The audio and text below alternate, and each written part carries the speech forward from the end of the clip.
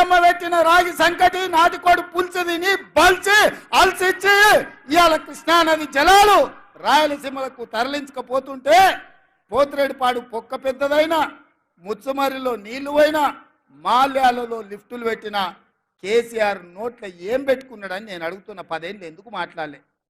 మేము వచ్చినాక కొట్లాడి మేము ఆపాలనే ప్రయత్నం చేస్తుంటే మా కాళ్ళ కట్టె పెడుతున్నాడు, మా కాళ్ళు పట్టి గుంజుతున్నాడు.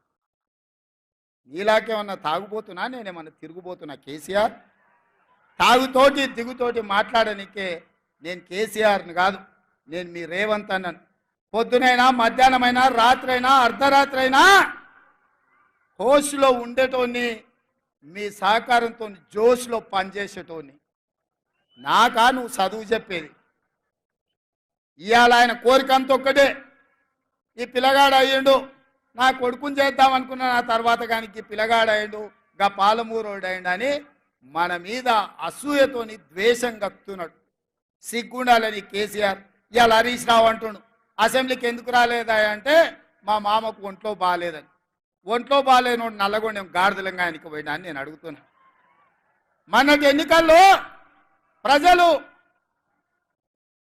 బోర్ల బొక్కలేసి బొక్కలు ఇరగొడితే ఇంట్లో వండుకోకుండా ఇవాళ సిగ్గు లేకుండా వీధుల్లో తిరిగి కాంగ్రెస్ పార్టీని తిడుతున్నాడు.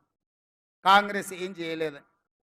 ఇవాళ నేను ఒక మాట వేదిక మీద నుంచి తెలంగాణ 4 కోట్ల ప్రజలకు నేను ఒక మాట చెప్పదలుచుకున్న మీడియా మిత్రుల ద్వారా. రెఫరెండం 90 రోజులు రేపటికి అవుతుంది. ఎన్నికల్లో ఇచ్చిన మాట ప్రకారం ఆడబిడ్డల ఆర్టీసీ బస్సు ఉచితం ఇచ్చినాం. రాజీవ్ ఆరోగ్యశ్రీలో 10 లక్షల రూపాయలు పేదల వైద్యానికి ఇచ్చినాం. మొన్న గృహలక్ష్మి పేరు మీద ఈరోజు ప్రతి ఇంటికి 200 యూనిట్లు ఉచిత విద్యుత్ ఇచ్చినాం.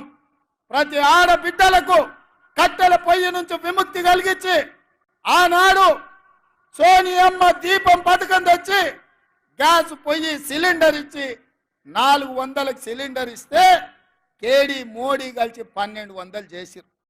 ఎన్నికలప్పుడు ఆడబిడ్డల కష్టాలు తీరడానికి 500 రూపాయలకే సిలిండర్ ఇస్తామని చెప్పినాం, ఇచ్చి చూపించినాం.